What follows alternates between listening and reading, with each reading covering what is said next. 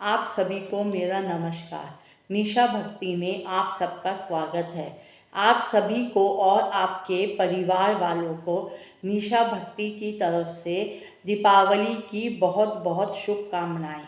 दोस्तों, इस दीपावली के पर्व पर प्रथम पूजनीय भगवान श्री गणेश जी और माता लक्ष्मी जी की कृपा आप सब पर बनी रहे।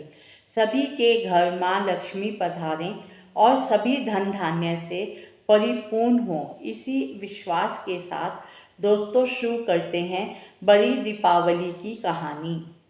आधे कार्तिक अमावस को दिवाली होती है। लक्ष्मी जी की कहानी। एक साहूकार के बेटी थी। वह हर रोज पीपल सींचने जाती थी। पीपल में से लक्ष्मी जी निकलती और चली जाती। एक दिन लक्ष्मी जी ने साहूकार की बेटी से कहा कि तुम मेरी सहेली बन जा।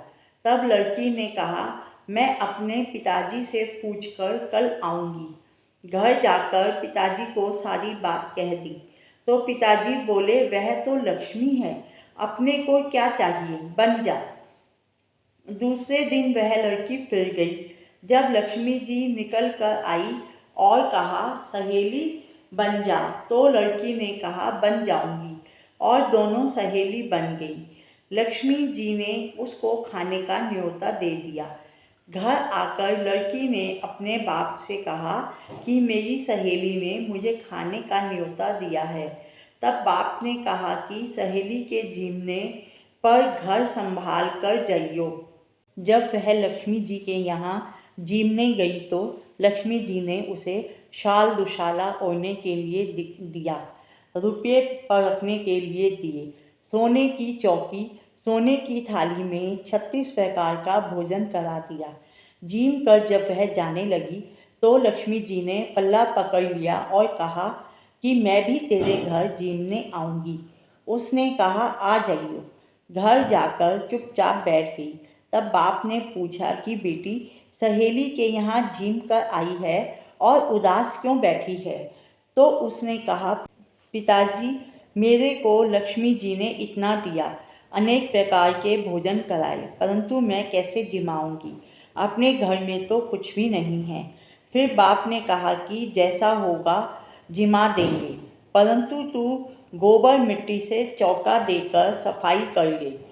4 मुख वाला दिया जलाकर लक्ष्मी जी का नाम लेकर रसोई में बैठ जाइयो।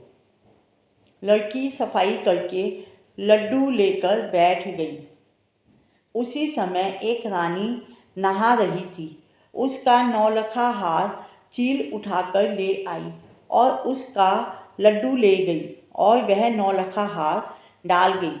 बाद में वह हार को तोड़कर बाजार में गई और सामान लाने लगी तो सुनार ने पूछा कि क्या चाहिए। तब उसने कहा कि सोने की चौकी, सोने का थाल, दुशाला दे दो, मोहर दे और सारी सामग्री दे, 36 प्रकार का भोजन हो जाए, इतना सामान दे। सारी चीज़ें लाकर बहुत तैयारी करी और रसोई बनाई।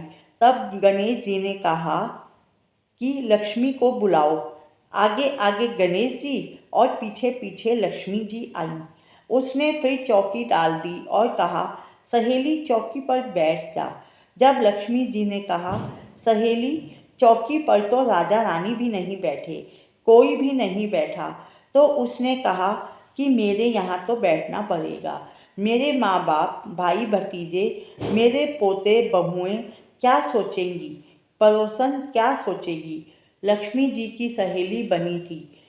28 पीढ़ियों तक यहीं पर रहना पड़ेगा। फिर लक्ष्मी जी चौकी पर बैठ गईं। तब उसने बहुत खातिर की। जैसे लक्ष्मी जी ने की वैसे ही उसने की। लक्ष्मी जी उस पर खुश हो गई और घर में खूब रुपया धन लक्ष्मी हो गई। साहूकार की बेटी ने कहा कि मैं अभी आ रही हूँ, तुम यहीं बैठी रहना, और वह चली गई। लक्ष्मी जी गई नहीं और चौकी पर बैठी रही। उसको बहुत धन दौलत दिया। हे लक्ष्मी माता, जैसा तुमने साहूकार की बेटी को दिया वैसा सबको देना। कहते सुनते हुंकारा भरते अपने सारे परिवार को दियो। पीहर में देना, ससुराल में देना, बेटे पोते को देना। हे लक्ष्मी माता, सब दुख दूर करना, दरिद्रता दूर करना और सबको मनोकामना पूर्ण करना।